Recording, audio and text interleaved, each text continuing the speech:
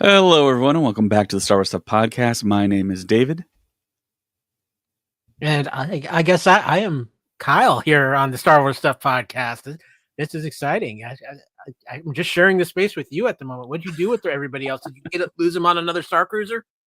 Yeah, we kind of dropped them off somewhere in the Outer Rim sector there, but we have a fantastic podcast for you guys today. Some huge news just dropped like moments ago, so we want to talk about that for sure. You can obviously see that in the title of the podcast, but before we get started, we want to give some shout outs here to our awesome Patreon supporters out there. Darth Ace 1, Liam McCann, Chris Simpson, Kevin Leininger, Deb McCaffrey, Drew Peters, Zach Netzel, Maya Morris, Maka Tautala, Adam Haber, Brad Mackey, Front Row King, and Darth Beard. Thank you so much for your awesome love and support out there. And of course, we want to talk about Legion Sabers. You use the code STUFF at checkout for 15% off, and you spend over $300 and you get a free lightsaber. So big news just dropped, just like I said. Jeremy Allen White, it's being reported that he has been cast in Star Wars. And a very, very odd choice, because I think Jeremy Allen White is an up-and-comer. Not on the same level as I think as some of the bigger actors, like a Timothy Chalamet, maybe like a Tom Holland. But I mean, he's almost there. He's not that far down. It's been a busy day over at Disney today, hasn't it? Because not only do you have this, there's talks about a certain Mr. Evans coming back into the Marvel. And we could talk about too. I know we're all Marvel fans as well, but yeah, no, I just want to say Disney's having a good day. yeah, definitely. So yeah, Jeremy Allen White, which I mean, you would figure he would want like a meaty role in Star Wars if he's going to do anything Star Wars. But of course, Star Wars is one of those franchises where it's very, I won't say older, it's a very classic franchise now. It's about to turn 50 in a couple of years. And it's got that very nostalgic, very revered type of feeling that all like actors, even younger actors that grew up in born in the 90s, born this century, still have that reverence for Star Wars. And of course, you hear actors all the time state that, oh, I would play a rock in Star Wars, or I would even show my face and I would just be a stormtrooper, like some have, like Daniel Craig has, like the princes from from England there. I think Prince Harry and Prince William, I think. Yeah, they were on set, and of course we would obviously do the same, but we're not high paid actors. But the report is Jeremy Allen White is going to play none other than Rada the Hutt from the Clone Wars movie. Probably all grown up now, but and more in his is more of a Jabba slug like fashion. But I'm hoping maybe he kind of took notes from his dad and maybe kept it to slim down a little bit here so he can have a little bit more movement. We'll learn from the mistakes of the father. But this is big. I mean, Jeremy Allen White, like I said, he may not be like Chalamet and right up there, but he's not that far down either. The Bear is one of the biggest shows on television. Yes, he was phenomenal in the Iron Claw. Yes, as Kerry Von Erich. As Kerry Von Erich. And he's just getting everybody from that Bear cast is really starting to do that level up now. And I mean, you've got Evan Moss is going to be Fantastic Four in the Thing in Fantastic Four. I can't think of her name right now, but the young lady, the young female lead, African-American female lead, she's getting a bunch of roles right now. I think her name is Io Idaberry or something like that. There you go. But this might be like a perfect casting for Jeremy Allen White because he still has another season of The Bear to film. They haven't filmed that yet completely. But he can come in and do voice work because Mandalorian is done filming. So we're talking about putting in just characters at this point. So he can come in and do voice work, probably do a few days work, get his name on Star Wars, and then he's available should they want to cast him in a human or another alien role somewhere down the line where he can be physically in the film, not just a voice. Definitely. It's a great position to be in as an actor. You get Like I said, the reverence of being in the Star Wars family, in a Star Wars film. And I think The Mandalorian and Grogu is a film that's going to hit. People are going to go watch it, of course. Grogu's the first appearance on the big screen. We all figure it's gonna be a big hit. Everyone's gonna go see this. It's gonna drop in the May time slot, I believe. May 2026, isn't it? Yes, though? 2026, not 2025. So yeah, there's still some time there. I mean, he's got a lot of time to get in the recording booth or do it from home. I think Pedro Pascal's done that before. Record his lines for Mando at home, but. I like that you brought that up. It gives him a lot of options. It frees him up. He can record his lines, email them, or just record them at the recording studio, and then he has time to actually be like in another costume for another either TV show or film. Because yeah, his star is on the rise, and I think I do want to kind of amend what we said earlier. I think he is on the level of Timothée Chalamet and Tom Holland, just not in popularity, but acting ability. I think he's there. So absolutely, well, yeah, and that's what I would agree with you. It's his popularity level, which I think is just growing and growing and growing. I think it took a little bit of a backseat because I know this last season of The Bear didn't go over as well as the second season did, but from everything I've read, that was almost intentional by the writers of The Bear, and I think they're saying that the fourth season is just going to blow everybody's socks off. Interesting. So. Okay, but yeah, he's won awards. The show's won awards. I mean, he's pretty much made in Hollywood right now. I mean, the thing he has to not do is screw it up, and he's going to be off. I think he's going to be a celebrity for the rest of his life and an actual star because, like we said, he has the talent to. Well, and I think what's happening with him right now too is a lot of people are starting to go back and watch some of his previous movies. Obviously, Shameless, he was huge in that, but I think people are starting to go back and some of the other stuff he's done too because of the Bear and him being rumored to be in so many other things. So I think he's one of those people are going back and discovering his full body of work. Yeah, which is terrific. I don't think it's necessarily going to bring more eyeballs to Star Wars, but it's always great when you can add talent. And me and Kyle are big sports fans, and we know all about like teams and adding that like big free agent to the team. But like I said, I don't think it's going to make a huge difference. I mean, you think about Rada the Hutt in the Clone Wars. We get to see him in the animated movie, The Clone Wars, that came out in, I believe, what was the year? Do you remember? Give me a second. I can 2007. I have IMDb right in front of me. Okay. So 2008. 2008. Okay, I was 1 year off. So yeah, there's a picture of the first kind of incarnation of Rada the Hutt, which is Jabba the Hutt's son. And Clone Wars, he was kind of like almost like the MacGuffin in a way. I mean, he was kind of the key to the whole story. But yeah, I have a Wikipedia here that I'm going to read, and I'm going to put that graphic on so you don't see me reading.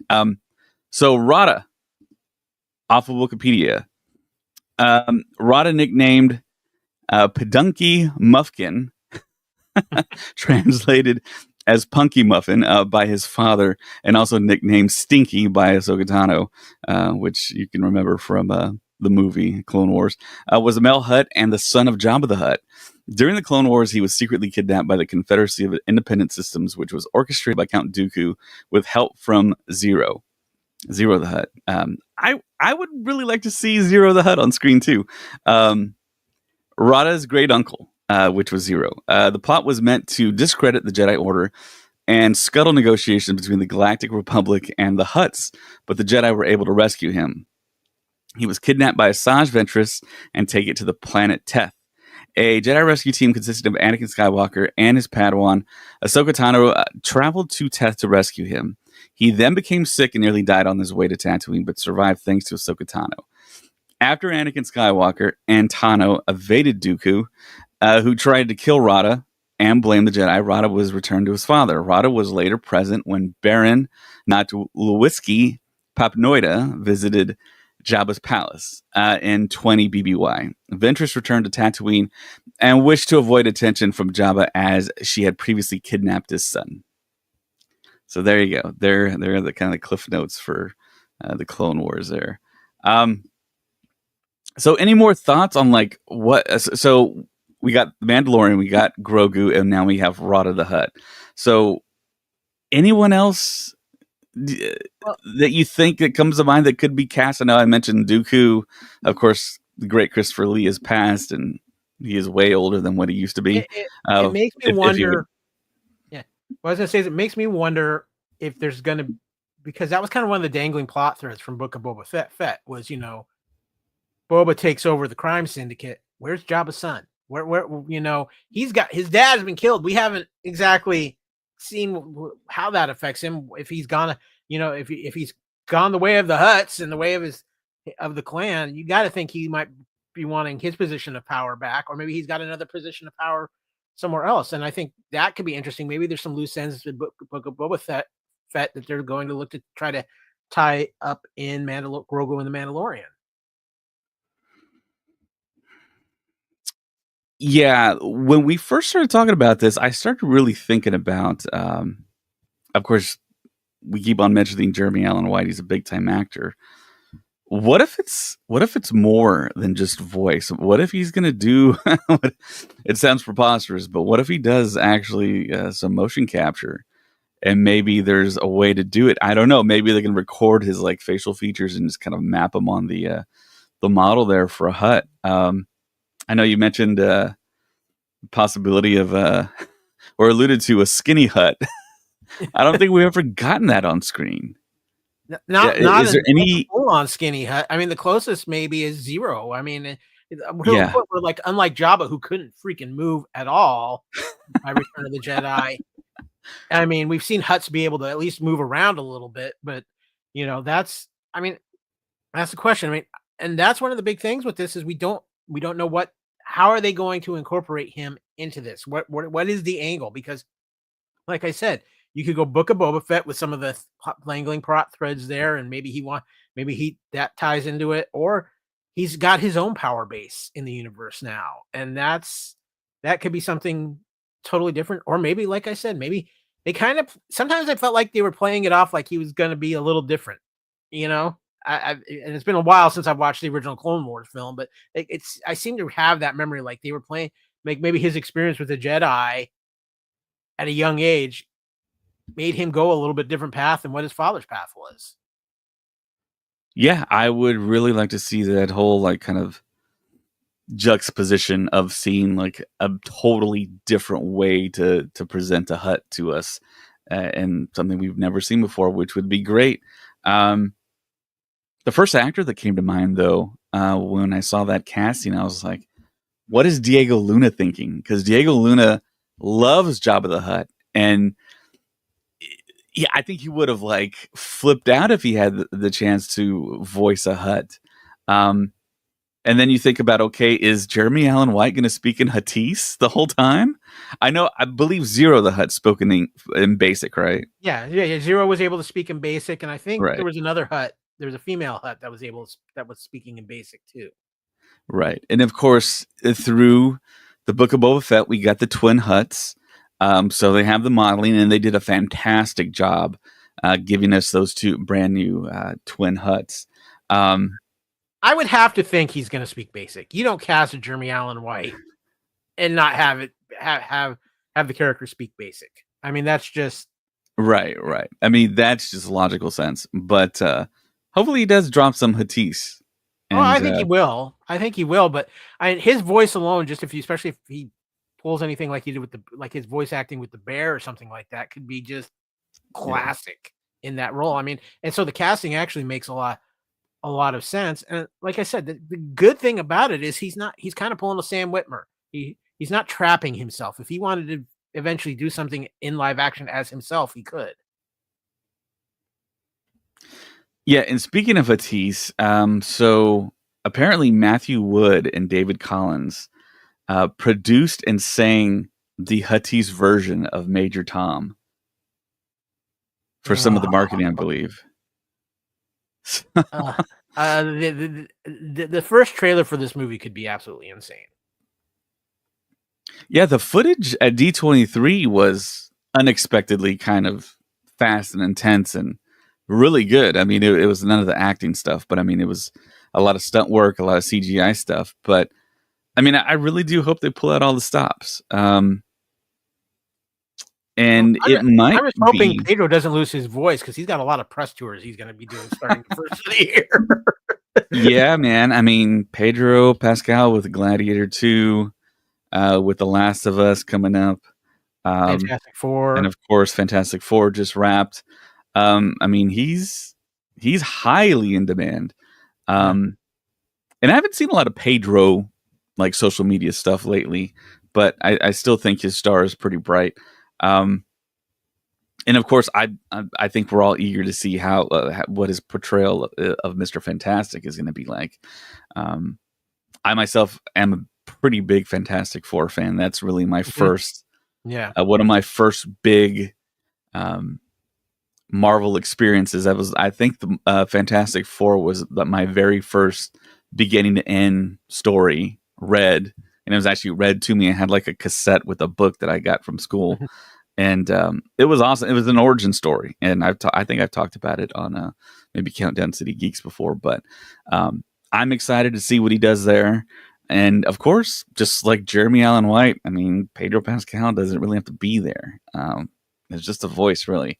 I mean, you have really great stunt performers. Other than Lateef Crowder and Brendan Wayne, there's other people out there. Barry Lowen, which really was never publicized, which is an oddity, I think, for the Mandalorian. But we have all these other people popping up and going to conventions and saying they were also stunt actors or stand-ins for the stand-ins, like Brendan and Lateef.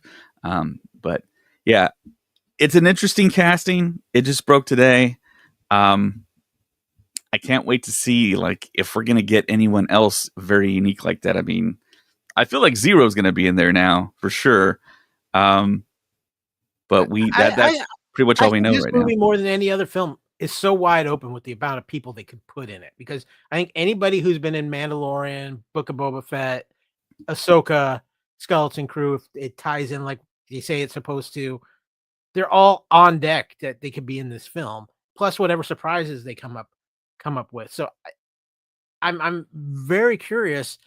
And you know, this is an important film. I mean, this is going to be the first Star Wars film to be on the big screen since Rise of Skywalker, and I think that's a huge deal because we've been waiting for it and waiting for it. And I personally know a lot of Star Wars fans who like, not that they don't love what's on Disney Plus, but they want Star Wars back on the big screen desperately. Yeah, in the way that the whole kind of theatrical ecosystem now is the movie releases in the theater, okay, and then like 2-3 months later it's on streaming. So it's almost like you're making a streaming thing, but you're releasing it in the theaters first. And that's the thing that we've been talking about on the podcast for so long now. It's like they're doing these streaming shows. Why not show them in the movie theater as well? You can basically double dip. You can get the money for the theater, and then you could actually get it for the Disney Plus subscribers, and maybe throw in some like special features after each episode, like a behind the scenes thing to give people incentive to get Disney Plus and actually subscribe, which of course all of us hardcores are going to do that anyway. I mean, look how well those Ahsoka episodes did when they put them in the theaters for those limited runs. And they did it with Skeleton Crew. It was like 25 theaters, but they put the first 2 or 3 episodes together for Skeleton Crew and released it in the theaters as well. Yeah. I think that's where especially Disney is still trying to kind of figure it out between streaming and theaters. And I've said this on our own shows on the Fandom Podcast Network. I think 2025 is the year people go back to the theater. I think there's a lot of stuff that people are intrigued by. And I mean, Disney even learned a lesson with Moana too. They were planning for that just to go on Disney Plus. I bet they're really glad they didn't right now. Which is an insane notion to me, man. It's like, why? Yeah, we all know Moana is like one of the most watched Disney movies of all time. And it's like, how could you not put it's like the same mistake they're going to make with Toy Story. It's such an odd thing. It's like, are you that deep in the forest that you can't see the trees? You know, I mean, it's such a odd thing. I wonder what that really is. Honestly, and this is just my personal thought on it, is that streaming kind of was like ready to make a jump, and then COVID hit, and then it became this huge jump for streaming, and now the correction is coming back. But between COVID and the writer's strike, I think it really changed the trajectory of everything before anything was ready for it. Streaming wasn't ready to be the only option out there.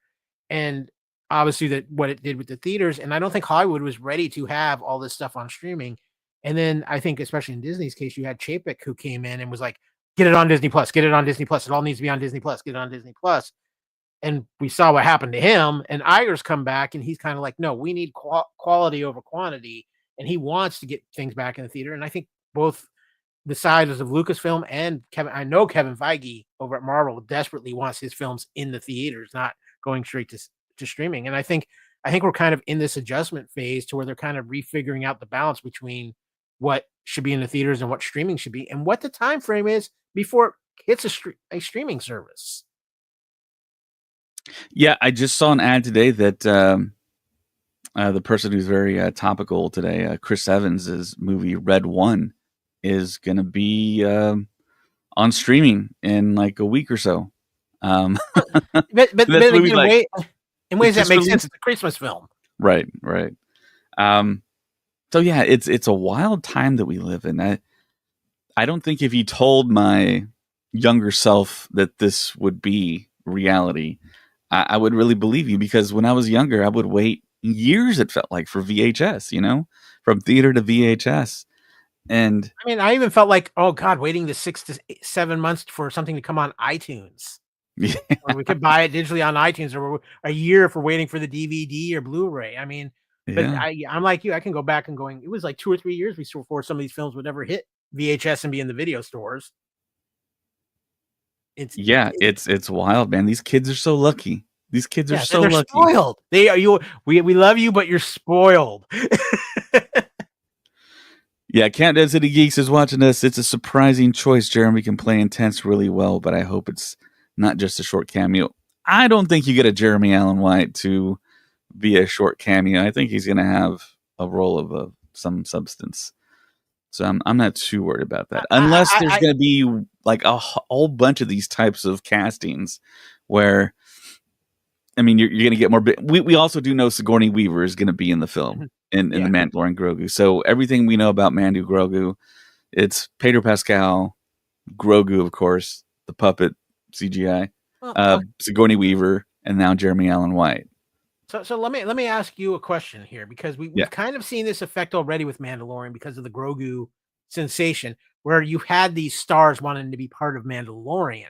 And yes, they might be Star Wars fans and it's cool to be Star Wars, but it seems like there's a more attraction to be part of Mandalorian than anything else in Star Wars right now. And I think that's because of the pop culture-ness of Mandalorian and the Grogu sensation and everything like that. So they're able to get some of these bigger names to come in on that kind of project compared to maybe another Star Wars project, Daisy Ridley's project, James Mangold's project, where, not saying there's not people who don't want to come in and do that, but it's not quite the get my name up on attention and social media.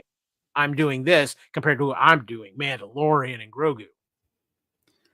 Yeah, definitely. Mandalorian and Grogu is going to be big time. Everyone's going to go see it. All of the age quadrants that Disney always loves to hit, from your little kid sister, little kid brother, to grandma and grandpa, are going to go see this thing, I think. And of course, it's the return of Star Wars back in the theater, which can't be understated. But man, I know we complain about it all the time, especially me, but I mean, so many years have passed. 6 years, man. I mean, 6 years.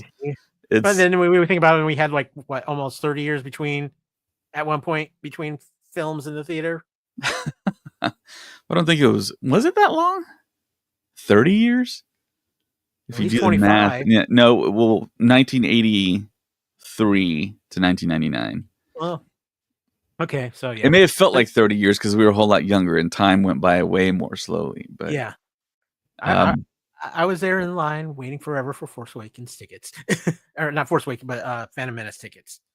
Yeah, those are the days before the internet really was what it is today, and reserved seating too in theaters.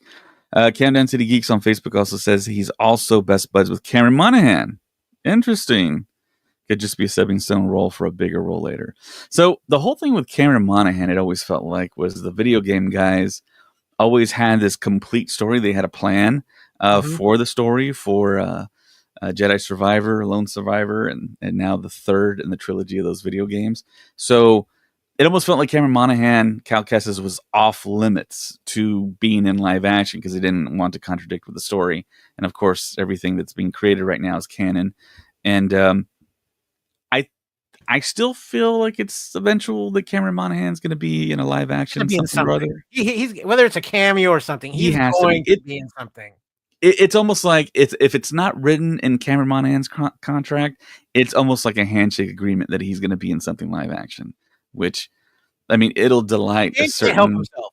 Dave can't help section. himself. He's gonna use him at some point. Yeah, I mean, there's so many fans of the games. I know Colin is a huge fan of the video game series, and he talks about it all the time on the podcast. And It's probably honestly, in my opinion, those three games are when it's all said and done, will probably be the best video game Star Wars storyline that they've ever done. It's cohesive. It makes yeah, sense. It flows. It's an intriguing character.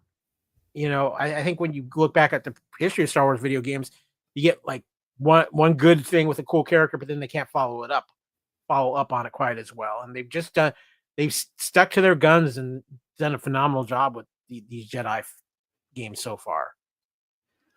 yeah. And that storyline, that franchise with Cal Kestis, it has ties to the very old and the very new, the New Republic, the High Republic, um, the original trilogy. I mean, there's so many good things about that story where it'll be complete disappointment and shock if Cameron doesn't show up somehow, some way in live action. So I do have a question for you since we're talking Mandalorian and Grogu here real quick too, David. Dave is gonna be quite busy. He's already basically said he's working on Ahsoka season 2 right now.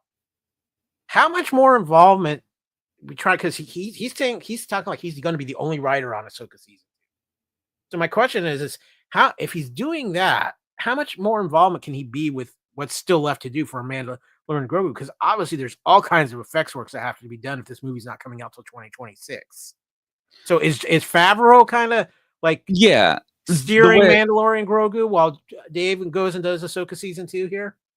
Yeah, the way I see it is Favreau is the guy that's kind of running everything for Mandalorian Grogu. Of course, Filoni is like going to be his right hand man. He's going to be there for story assistance if needed. The deep cut stuff, like we've seen that clip with Favreau and Filoni behind the scenes, and he pulls something out, and he's like, "What is this?" And then Filoni goes like on a 2 to 3 minute diatribe on what exactly he's touching and what episode of what show that it was in reference to, and then Favreau's just like, "Oh, that's too much of a deep cut for me." But I mean, Favreau has experience, so I don't think anyone in the Star Wars community or the movie community is worried about Favreau in control of that film. But yeah, it feels like Favreau is running that show, and I think it's going to be well oiled, and it's going to be a great return. But the true question is going to be that second film they release that doesn't have Jon Favreau tied to it.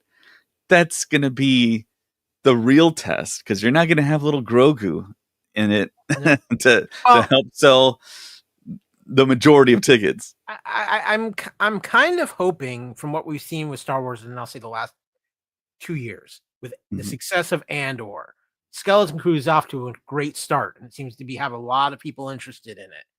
I am hoping maybe there's been some education on the Lucasfilm side of how to handle things a little bit better. I think the biggest problem they're still kind of having is you get a movie, you get a movie, you get a movie. It still feels like they're doing that a little bit. Obviously, I kind of feel like whatever the Daisy Ridley project is, they're still not 100% settled on that. It feels like the next thing we're going to get will be the Mangold project. That seems like it's in ways at least moving at a better pace with a sense of direction.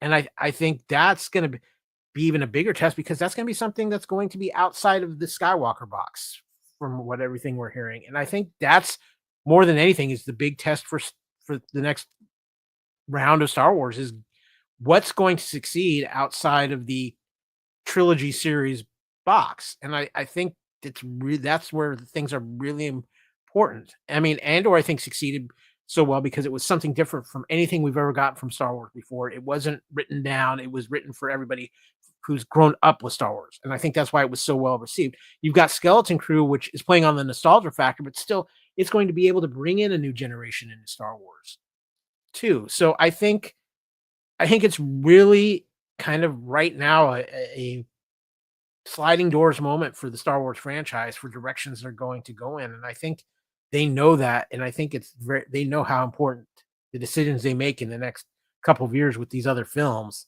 are going to be.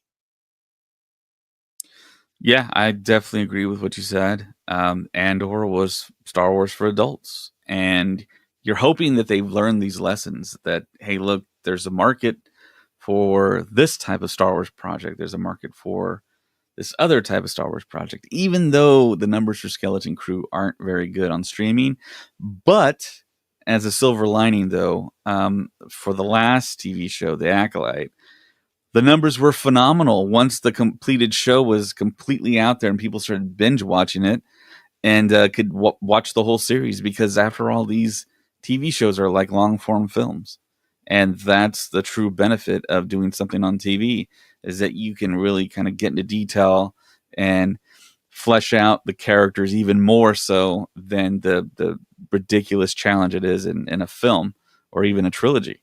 Um, so I mean, yeah, Star Wars is its own genre, and it can have subgenres connected to it. The Mandalorian Grogu, I think we're all expecting it to be a continuation of the TV show, season 4, essentially. And I think that's the report that we have. That's the latest news, that season 4 is going to be the film, and after this will be the first film I think that Dave Filoni directs, and that's going to be, I think, with all the information we have, it's going to be like kind of a team up film where everyone in that Mandoverse storyline all comes together, and hopefully we get people from the Yeah, original basically trilogy Dave Filoni's Avengers film. essentially, yeah, As which far as that, he's sounds been building to this. incredible, Yeah, we've been building to this since he started Mandalorian. So, right? and truthfully, we might have been building to this since he started Clone Wars all the way back then. Yeah, for him, I mean, it's so true for me. I've been thinking about Star Wars ever since I was a little kid. I was making up stories, dreaming up characters. I'm pretty sure he was doing the exact same thing, and he's able to pull from his kind of archive in his mind and insert certain things, and then pull from legends, which is a great thing they do. Lucasfilm doesn't get enough credit for doing that, pulling storylines, especially characters from legends, inserting them into the now running canon. It's terrific, but yeah, the Lucasfilm still does have some course corrections that I think we're all in agreement they need to make. Yeah. But hopefully, like you said, they're gonna learn um, from everything that's kind of come to pass. And I think that the best model is to release in the theater and then release on Disney Plus and do behind the scenes stuff, and then still release on physical media. Yeah. My feeling has always been, and whether it applies to both Star Wars, Marvel, and other Disney things, when Disney Plus first came out, I always felt like the idea of Disney Plus was to be the supplemental product to enhance things for the movies. And I think, especially when you go back and look at like those early Marvel shows, that's what it felt like. You know, they used WandaVision to bring the Scarlet Witch and Vision up a level. They used the Falcon and the Winter Soldier to bring Anthony Mackie's Falcon to that Captain America level. And I think what ended up again, go back to COVID and writer strike and all of that, it changed the course for what they originally were going to do so drastically that it's just now back into a course correction. Yeah. I mean, you brought up things like the pandemic that happened. Of course, the leadership changed from Iger to Chapek, now back to Iger. And going back to Iger, I mean, he has like a common sense that, like I mentioned earlier, a lot of people can't see the forest for the trees. I mean, he kind of sees more or less the bigger picture of things. When he made the acquisition of getting Marvel, he made the acquisition of getting Lucasfilm. He realized that Disney needed newer properties to add to its portfolio, so to speak. And I mean, if it's not going to be Iger who kind of figures this out, who is it going to be? I mean, he already retired once. He might go away again here shortly. But the exit strategy is 2026. I know that. Okay. Oh man, it's right around the corner. But he is. I think he is taking a much different approach in finding his successor this time around. I think the thing for me with Iger is I get, a lot of people can be hard on Iger for certain decisions he made, but when he kind of fell on the proverbial lightsaber back a few years ago, when everything happened with Solo and all those movies that got announced and then didn't come through, he kind of took the lightsaber and protected a lot of the people at Lucasfilm. And I really think that was kind of where I changed some of my opinion about him.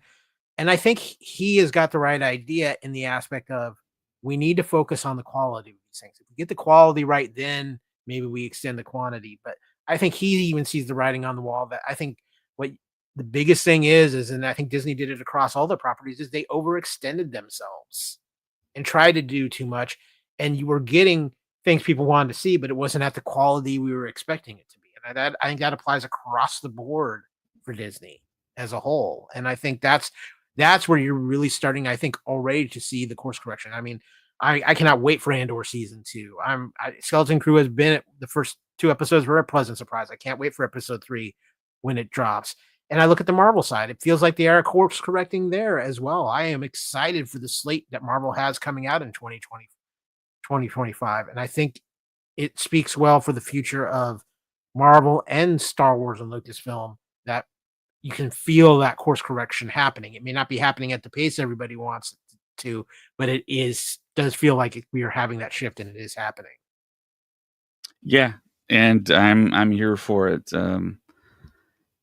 But it's very surprising to me that these shifts have to happen, that they need to happen, really.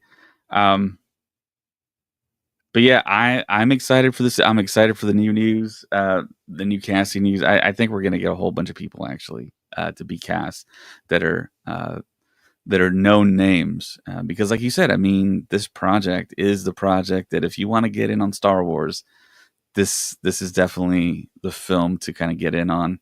And this film could be a cameo fest. Let's be realistic. I think this film, of all the Star Wars films, this one feels like it has the potential of having a lot of cameos in it.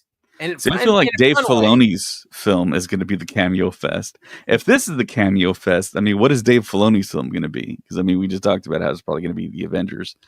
And speaking of the Avengers, I know for a fact that Chris Evans is a massive Star Wars fan. He's a huge Star Wars fan. If I was a betting man, I would probably bet more so that he would be in a Star Wars project before he appeared again in a Marvel project. But the news today states otherwise. Yeah. Kyle, you want to break it down? Yeah, Chris Evans is coming back to the MCU, much like Robert Downey Jr., except he is looking like he's coming back as a version of Captain America. At least, we've got the whole multiverse thing happening in Marvel, but he is going to return in Avengers Doomsday. There's a lot of ways they could play this too that make it work, David, because you could have an alternate Earth Captain America show up. You could have the Captain America that's returning the Infinity Stones get pulled into this storyline because he's bouncing to different places in different times. This could be a side trip that something happens, and it is. So we are getting the true MCU Captain America in this, and that could just blow everybody's minds. So there's a lot of ways to do this. I mean, I am still of the belief that once we hit Secret Wars, there's going to be a major reset of the MCU and a different directional tone taken, where you're going to see some of these legacy characters come back as different actors because of just how I think that's going to play out and work. But this is bringing back RDJ, bringing back Chris Evans. We know Hemsworth will more than likely be back as Thor. We know Ruffalo's in for Hulk for some time. They needed to do this because I think they realized the lightning in the bottle they caught with the Infinity Saga was something that will never be repeated by anybody else ever again. That project worked is amazing, but they didn't know where to go afterwards. And so, and for a lot of reasons, the multiverse saga has kind of gone sideways on them. So bring in your stabilizing forces, bring in your Robert Downey Jr., bring in back the Russo brothers, bring back the other guy who's probably the other side of the coin of the MCU, where Robert Downey Jr. built the foundation. Chris Evans was the one that we all love to root for as Captain America.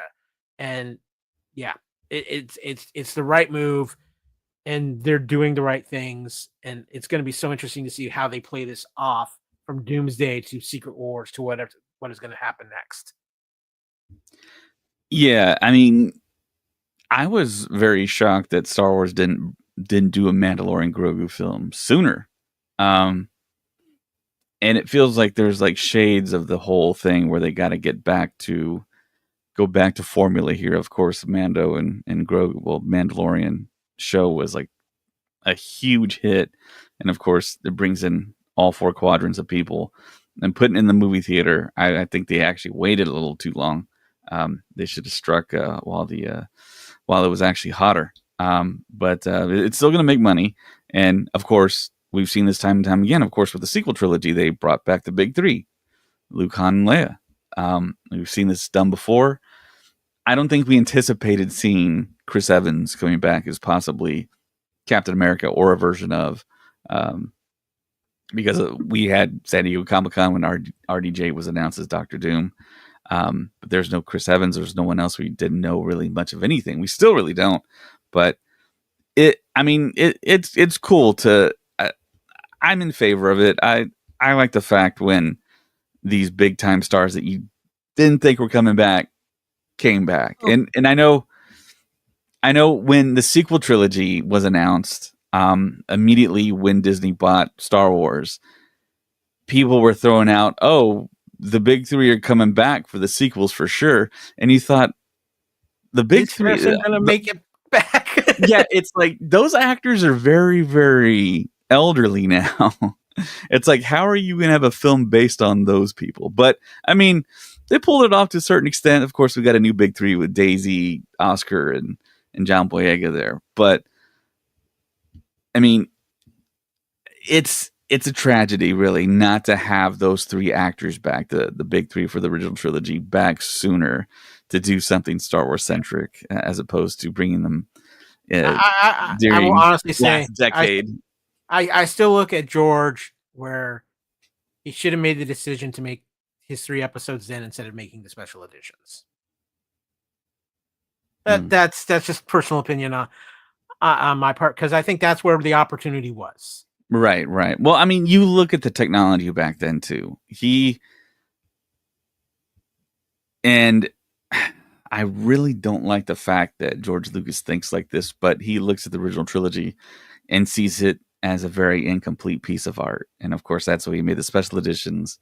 He replaced the Wolfman, who he got the Wolfman back in Skeleton Crew, and made little changes here and there. Put Jabba the Hutt, which is very topical, in A New Hope, along with Boba Fett on I guess in Docking Bay 94 on Mos Eisley.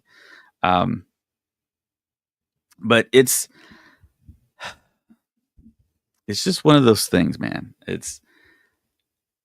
I really wish Disney would re-release the original presentations of Star Wars, but it's kind of like one of those unspoken things. Like, you never reveal this Yoda species or his origin story, and you never release the original cuts of the films because George Lucas is totally opposed to that, and that would offend him in some way.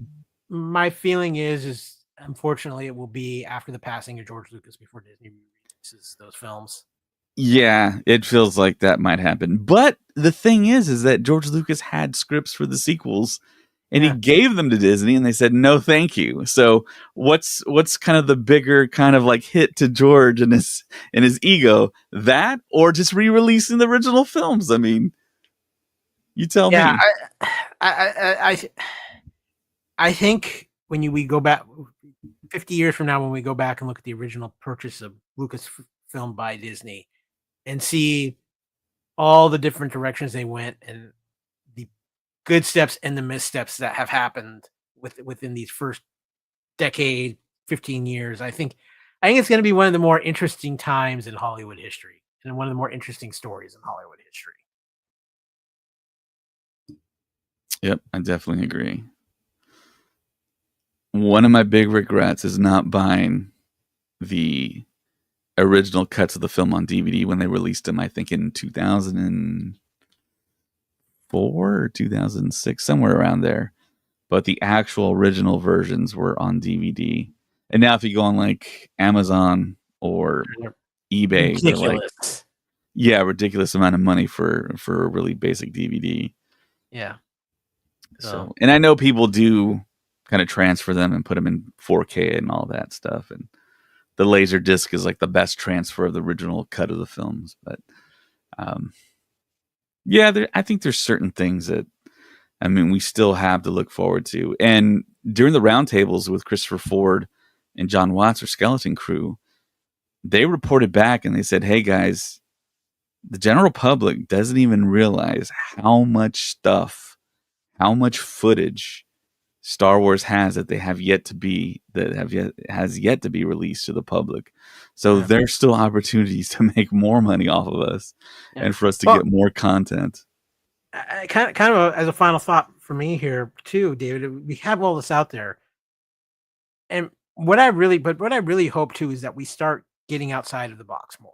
We start growing the universe that is Star Wars. And it's one of the reasons why I love Star Wars Visions so much, is because you're getting these guys who have very few restrictions on them, and they're telling, some of them are not good, but some of them are phenomenal. And I'm hoping maybe with the third season, because they're going back to some of the studios from the first season, maybe they're going to do a follow-up to some of those episodes people really like. But that's, as much as I love everything with the Skywalker saga, I want to see more of the universe. Grow the universe. We need to get out of that linear of the saga, and because there's such a big Star Wars universe and sandbox to be played in. And that's what I'm really looking forward for them to finally take the chances and start playing in it. That was always my opinion when Disney bought Lucasfilm. But now that we've had several films, several TV shows, it feels like we need to kind of exhaust the stories, the characters that we have that are in Legends, in other media, before we jump to kind of expanding super outward and kind of going the route of like a Skeleton Crew, even though it does take place in the whole Skywalker timeline and era and area in the galaxy. But yeah, the Old Republic stuff, they even developed their own stuff, the New Republic. And of course, the Acolyte kind of touched on that a little bit. But it feels like there's still more stories, like Rogue Squadron, which is a Patty Jenkins project. But that's even what I'm talking about. Tell those stories, but you don't necessarily have to be tying into Skywalker. Those can be separate stories. That, like, look at Andor. I mean, give me more of that. Give me more of things that do you feel like they can be their own standalone stories, even if it's during that time frame, but you have space to expand out even there. And because there's a lot more going on in the universe than just what's happening with things related to Skywalker. And that's what when I say expand the universe, yes. Do I want to see what's going to happen in the future? What maybe some of the stuff that happened in the past? Yes, but just expand it out. Break off some tree limbs and expand it out more. Because truthfully, Rogue One might be my favorite Star Wars movie that has been made under Disney. I thought Solo was a lot of fun, and that was the great thing about it was it didn't feel, neither of those films, even though they tied into that storyline, they didn't feel hindered by the weight of everything else that I felt like the sequel trilogy kind of had. It was kind of hindered by the weight of the saga itself, Where these other films, yeah, we can tie you in a little bit, but we can have our own story and have fun with it. Yeah, and the story that pops up in my mind is Lost Stars. It takes place Yeah. in the original trilogy. Different point of view, doesn't really directly involve Skywalker's Vader per se. That would be a fantastic film, but there's some unwritten rule that Lucasfilm cannot take their canonized novels and make them into live action. It's like once you've made something in one form of media, it can't jump to another form of media because I don't know, they feel like they're double dipping or cheating the fan. I don't know. I'm such a live action person. I wouldn't mind it if the story's good, if it looks cool. Great. That's I think all we're asking for as fans. That's all we're asking for. Yeah, So, without a doubt. yeah. But sir, I want to thank you for having me on. I do have to go take care of some things for my own network, the Fandom Podcast Network. But Yeah, it is thank you so always much for great to joining. come on Star Wars stuff and talk Star Wars with you. And I appreciate you having me on because I'm a huge Jeremy Allen White fan. I love the Bear. I love this work he's doing, and I think he's one of our up and coming next generation of superstar actors. And I'm curious to see what his hut life will be like. Hashtag Hut Life. Yeah, before you go, let the people know where they can find you. Okay, yeah, you can find me. I am one of the co-founders of the Fandom Podcast Network, which you can find on iTunes, Spotify, Amazon, all the great podcast catchers out there. We also have our own YouTube channel, Fandom Podcast Network. If you're looking for, you can find us on Facebook too. If you're looking for me personally, you can find me on Facebook, Kyle Wagner. You can find me on Twitter or X or whatever they want to call it these days at AKyleW. You can also find me on Threads and Instagram at AKyleFandom. All right, awesome, Kyle. Thank you for joining us tonight. And we're doing a pre-show and post-show for Skeleton Crew tomorrow. Feel free to join. I will see what I can do. I might be doing a little something with a James Cameron film tomorrow night. So. Oh wow. Okay. So, all right, Kyle. Well, I will see you. Thank you so much, David. Good to see you. No problem. All right, guys. So yeah, I'm looking at the comments here. Noah on YouTube, he says, "How we doing, boys? Did the pod's IG page get shut down?" It didn't get shut down. We rebranded a little bit there. So if you go to Instagram and search up SWS Stuff Pod, I believe we're actually streaming live on Instagram right now. But I believe there's two different ways to get there. I'm not quite sure. Colin runs the Instagram, so. Yeah, you should be able to find us. You'll see my picture, Colin's picture, and James's picture. I think James's picture is a lot more prominent on there. So that's all you really got to do to find us on Instagram. So just type in Star Wars Stuff Podcast and we should pop up. Noah Richer also says on YouTube, Lost Stars would be an awesome show adapted to screen if they gave the episodes proper run times. It does sound like it should be maybe a Disney Plus show. And we all know that Lucasfilm and Disney is kind of going away from the episodic Disney Plus releases. They want to get back to the theater. As Kyle and I mentioned earlier, it's been a really big couple of weeks for the movie theater industry, and the whole theater going experience set huge records for the Thanksgiving weekend. But they dropped 3 huge movies. I mean, when you drop huge movies, you're going to see huge profits. A very much anticipated film, Wicked, was dropped. Gladiator 2, which I think when we all heard the notion of them doing a sequel to the 2000 Russell Crowe Gladiator film, it sounded kind of ridiculous, but it actually kind of worked. Also, Moana 2, which we talked about. Huge film, huge fan base.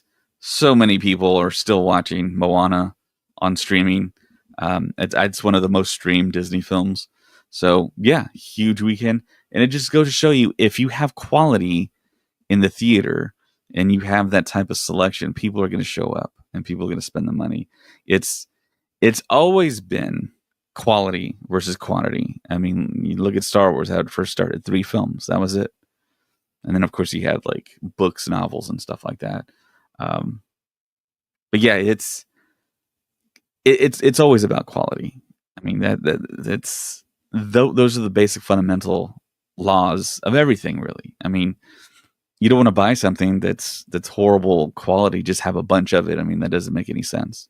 I mean, it should be really one of the cornerstones of any organization out there, any corporation, and anyone that makes products, even podcasts. Really, we try not to go on a whole bunch, but of course, we don't have to try that hard because I think all of us on the podcast have day jobs. Some of us have multiple jobs. We have families. We try and get on as much as we possibly can, but of course, when big news drops like this, I definitely want to talk about it because I want to hear about it. Me as a podcast fan, I want to hear about people talking about big news like this Jeremy Allen White Star Wars news, which is very interesting. It's kind of wild, really. I'm still kind of processing it. But there is an article on Variety that I do want to read. The mainline article, Jeremy Allen White joined Star Wars film The Mandalorian Grogu as Jabba the Hutt's son. Jeremy Allen White has joined the Star Wars film The Mandalorian Grogu as the voice of Jabba the Hutt's son, Rada the Hutt. Variety has confirmed. The project marks the first major franchise for the actor following his Emmy-winning breakout role on the FX series, which is owned by Disney, The Bear. Plot details have been hard to come by for The Mandalorian Grogu, so White's casting as Jabba's son provides the first real glimpse for what could be in store for the titular bounty hunter and his adorably wee-adopted son. Their Disney Plus series, The Mandalorian, is set in the years following the events of 1983's Return of the Jedi, in which Princess Leia, Carrie Fisher, strangles Jabba to death. The recent spin-off series, The Book of Boba Fett, revealed that Jabba's absence left a power vacuum among the organized crime bosses on Tatooine. Two of Jabba's cousins made a play for his territory, only to be defeated by Boba Fett, Tamir Morrison, who takes over instead. It seems likely that with Jabba's son somehow involved in the new film, Boba Fett and his deputy Fennec Shand, Ming-Na Wen, could show up as well. White is currently shooting the Bruce Springsteen biopic, also for Disney, Deliver Me From Nowhere, with writer-director Scott Cooper. I think that they meant to spell out rise to prominence. First performance as Philip Lip Gallagher on the long-running Showtime series Shameless, but his role on The Bear as Carmi Berzato, the New York City chef who moves back to Chicago to take over his late brother's restaurant, launched White as a bona fide star, winning him back-to-back Emmy, Golden Globe, and SAG Awards.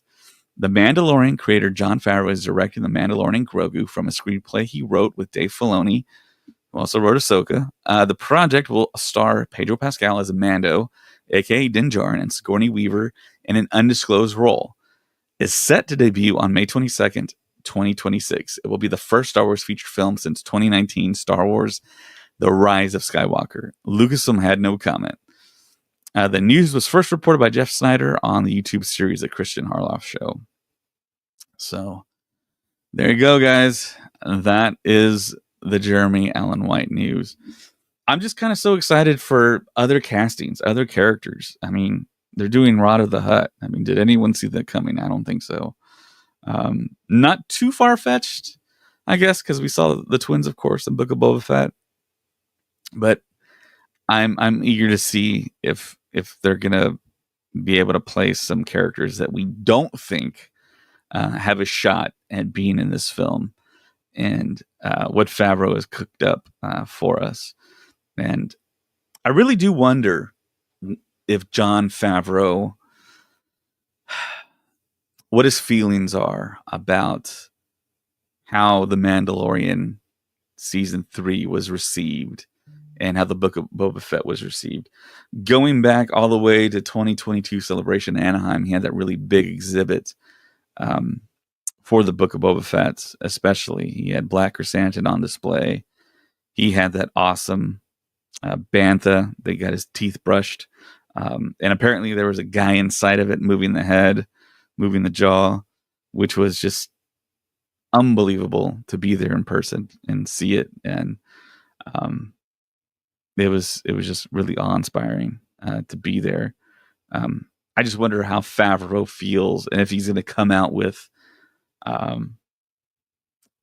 just come back with a vengeance, so to speak, with this Mandalorian Grogu film, and maybe casting Sigourney Weaver, casting Jeremy Allen White, are some of the first dominoes to drop.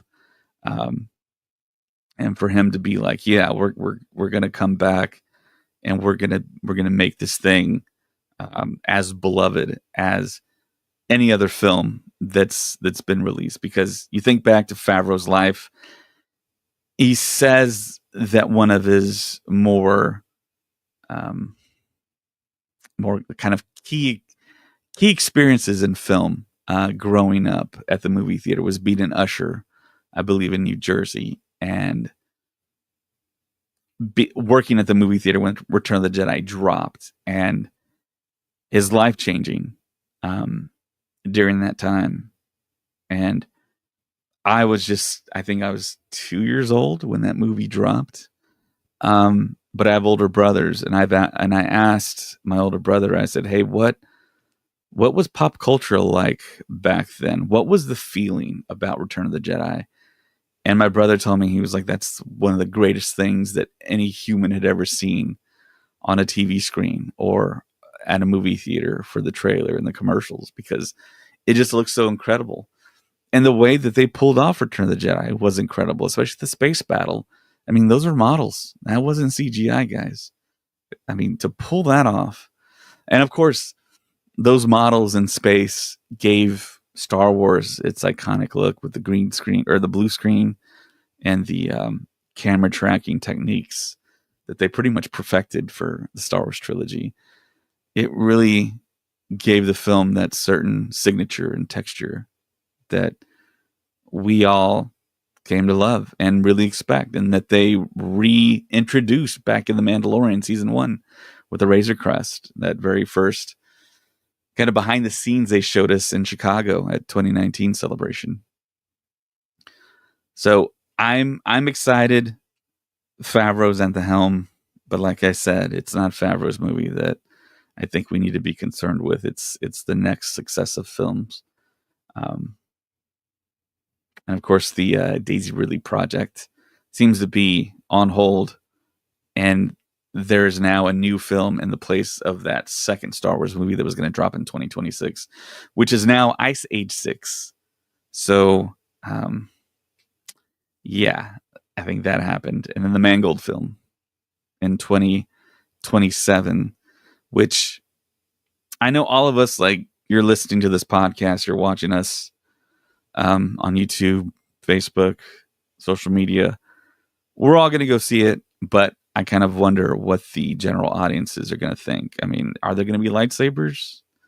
Is there going to be much of any of the Star Wars DNA that we really kind of love and just general audiences are accustomed to on screen? It might be a hard sell. And we all know James Mangold just did the last Indiana Jones. That was not received as well. So, and it really brings back memories of the whole Colin Trevorrow situation where he was going to do Rise of Skywalker. He released the movie, it didn't do so well, and then he moved on. I don't know if he got replaced. Can't remember anymore. But in Star, I mean, there's a certain amount of give and take with Star Wars. I mean, any type of news that gets out there that can be confirmed, it's going to be news. It's going to go straight to the internet. It's going to be passed around by everyone. So some of these announcements that aren't confirmed, and kind of seen by a lot of people as promises, but of course, sometimes they don't happen. I think that the two 2026 films were pretty much promises, and of course, we're not going to get one of them. But for me, I don't see Star Wars as a 2-film a year franchise.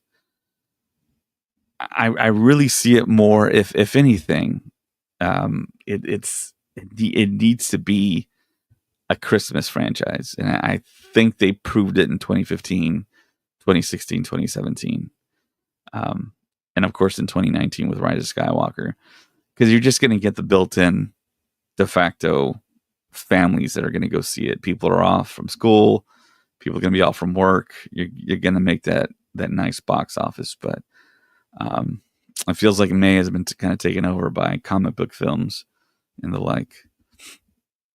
So yeah, those are just my thoughts. I'm excited to see what future castings we get, and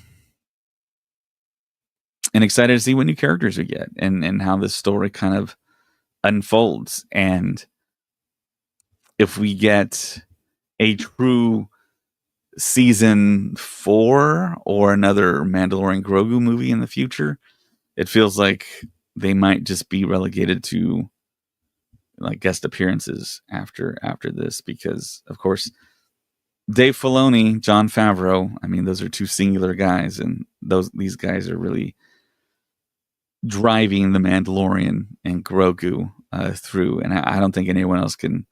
I'm not sure if they're going to let other people touch that story, because of course this was originally supposed to be the Boba Fett stuff, and then of course Lucasfilm told Favreau that Boba Fett was taken by Mangold to do a film back in the day, and then Jon Favreau pivoted and created Din Djarin, and also Grogu, Baby Yoda.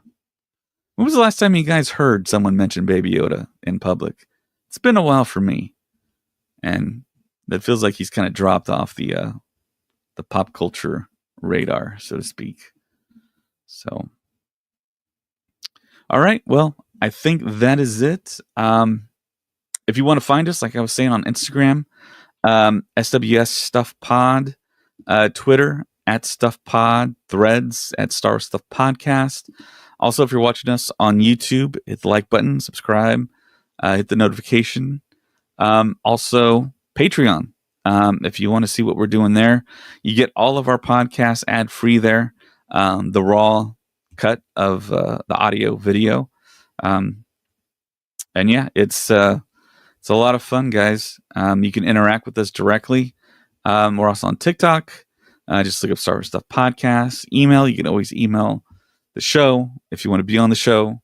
If Lucasfilm, you want to contact us Star Wars Stuff Podcast at gmail.com. Any other Lucasfilm licensee, Star Wars Stuff Podcast at gmail.com. It's right there. Facebook, we have a group and a page that we're broadcasting live on right now. And I want to say thank you so much to everyone out there that's given us 5 stars on Spotify. We just got our Spotify Wrapped, and we have a very high rating on Spotify. So I just want to say thank you so much. Also on Apple Podcasts, we're usually in the top 4, top 5, top 3 Star Wars podcasts out there on Apple. I just want to thank you, everyone out there, for listening to us. And of course, we have a website too that we hope to add more to soon, StarWarsStuffPodcast.com. And I want to say thank you to our guest, Kyle, for joining us and on short notice to talk about this interesting news. And that is pretty much it. Tomorrow we will be doing our pre-show for Skeleton Crew, and we will be doing the post-show as well. We'll get all the reaction. We'll have a bunch of people on, probably. I believe James is going to join us. He wasn't able to join before because they switched around the dates. So he actually took off of work, and Disney gave us the old switcheroo. So, yeah, we will be on tomorrow before and after the 3rd episode of Skeleton Crew. So, for Kyle, my name's David. May the Force be with you. Always.